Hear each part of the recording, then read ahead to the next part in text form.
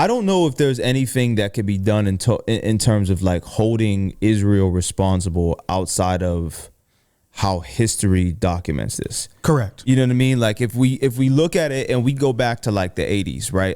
Like people loved in the moment Ronald Reagan. Yes. They loved Reaganomics. They loved him busting the unions. And then you were maybe 10 years removed from his 10 years presidency. Clinton's now in office. And you start to look back at all of the irreparable harm that the Reagan administration did. And not just, and I think like Reagan kind of gets that pass because of the Berlin Wall. Right.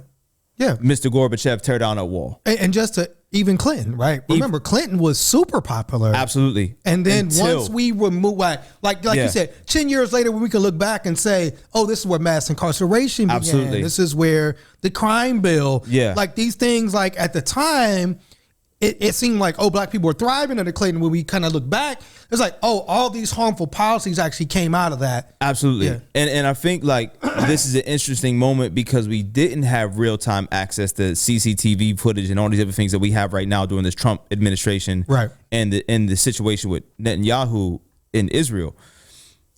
The UN, I don't think us as humanitarians, as humans of the world, can any longer look to the UN for any type of binding resolution.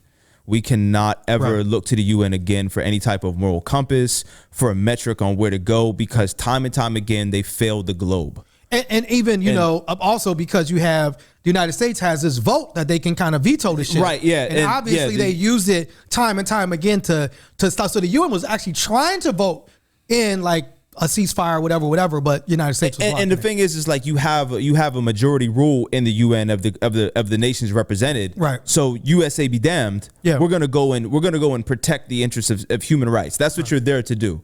But time and time again, you've proved that you're either unwilling, uninterested, or just willfully negligent of the happenings of the world. So I think like we're at this point now where there has to be some type of court of public opinion that is able to tip these scales, right? And I believe that we're at the precipice of that, right? Because with everything happening on social media, with all of these different things that are happening around awareness for Gaza and for Sudan and Congo, and I do want to just take a time to like, you know, wave our own flag. From my knowledge, Miracle and I were the very first people in mainstream media to talk about Sudan and Congo before it was a topic. Okay. And just the fact that it's still undershadowed because this is an African nation. Right. These are black people going through this. But again, the UN has failed these people. Right. And the Red Cross has prophetized off of their death. Because I'm writing a piece on this now for a law journal.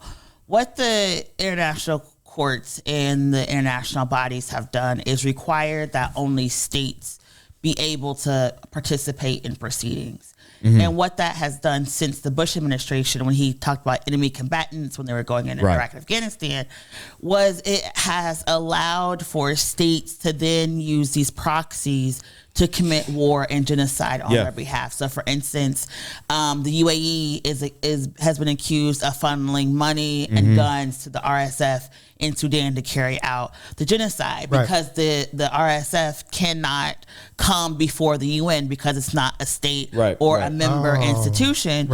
And so what now we have to do, when we're talking about creating these new bodies, Hamas can't come and talk to the UN. Hamas is not a state. It's quote unquote a terrorist organization. I say quote unquote not because it's not is or is not.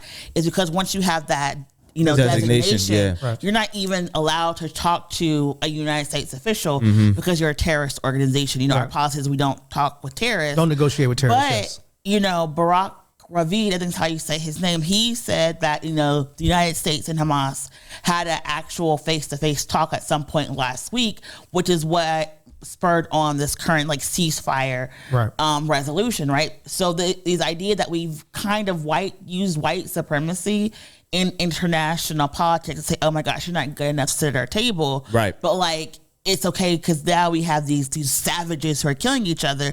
That's the excuse that we use now, right? Look at Haiti. Oh, those are just gangs killing each other. Well, you know who the gang leaders are. Why can't you go and talk? And like I would say, even like here in Pittsburgh, we've had to have those arguments of like, these are the people who are killing folks here. We have to talk to them.